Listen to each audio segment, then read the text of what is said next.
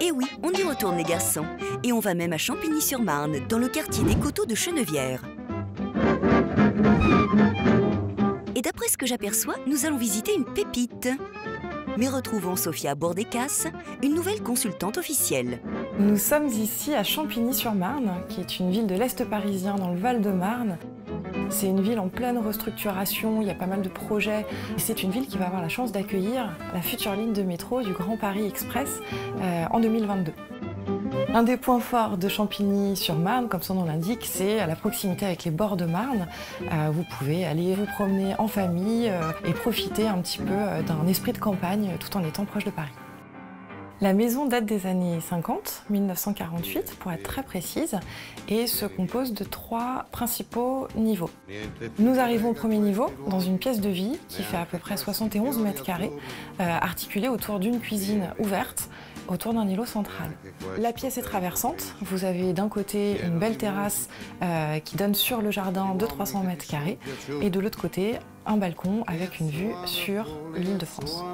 C'est juste génial d'avoir un côté un jardin à l'abri des regards et de l'autre ce balcon avec cette vue à couper le souffle. Cette maison, on s'y sent particulièrement bien, tout simplement parce que les propriétaires ont réussi à conserver le cachet de l'ancien tout en y apportant une touche de modernité.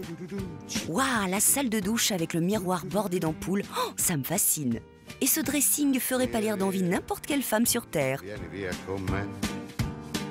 Cette maison s'adresse plutôt à des familles ayant déjà un ou plusieurs enfants, puisque la maison possède actuellement 3 chambres, plus la possibilité d'en faire 2 supplémentaires.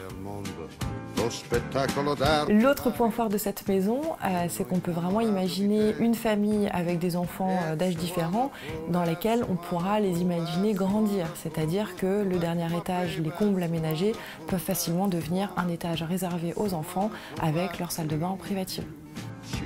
Au rez-de-chaussée, nous avons également un espace qui peut être utilisé comme un espace de stockage ou qui pourrait complètement devenir un studio indépendant pour un ado ou pour accueillir des copains de temps en temps. Cette maison à Champigny-sur-Marne est assez incroyable. Les propriétaires l'ont très bien refaite. C'est exactement le genre d'endroit où tu poses tes valises directement.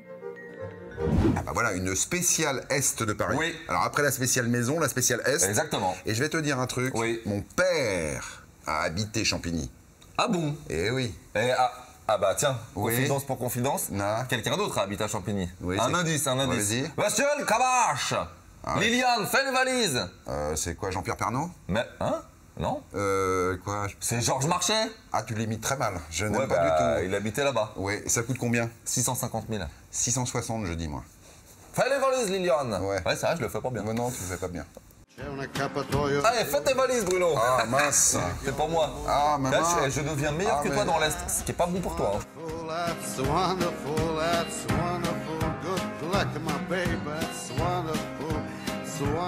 Pour cette super maison à Champigny-sur-Marne, le prix est de 630 000 € uniquement pour l'émission. Elle fait 210 mètres carrés, comprend 7 pièces dont 3 à 5 chambres et dispose d'un grand terrain où moi perso, je verrais bien une piscine. Mais je dis ça.